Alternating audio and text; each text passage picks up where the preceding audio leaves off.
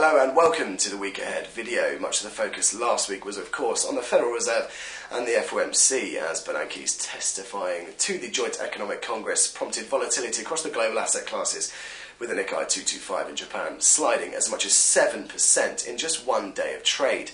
Now that pattern has actually continued into this week, with Monday seeing the Nikkei 225 closing down over 3%, as a lot of uncertainty continues to surround the Japanese asset classes, as the Bank of Japan's quantitative easing program does continue to rile up investors in the JGB markets. So the minutes released early on Monday provided no further inkling on what new measures the Bank of Japan could possibly provide to ease and soothe markets, so we'll be looking to see how that situation progresses over the next 5 days.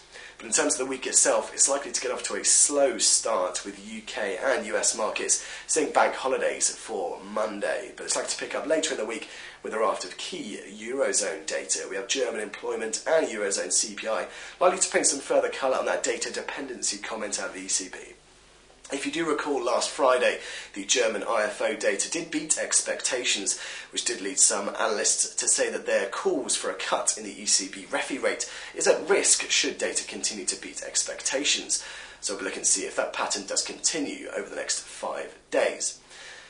A lot of rhetoric out of the Fed this week will be carefully eyed, no surprises there, but we do have Fed's Rosengren and Pianato speaking over the next 5 days. Both are known to be relative doves on the FOMC, so any talk from them regarding the tapering of QE will of course be very, very carefully eyed by the US and in fact global asset classes. And finally, the Bank of Canada this week do hold their rate decision. They are expected to keep rates unchanged at 1%. They are known for being one of the slightly more hawkish central banks across the world. But worth noting, this is one of Mark Carney's final meetings at the Bank of Canada before he gets transferred over to the Bank of England as of the 1st of July. So of course we'll bring you all of those key releases as soon as they hit the wires, as well as any up-to-date analysis and pertinent commentary for your trading. But in the meantime, that's all from me. Make sure you have a fantastic week.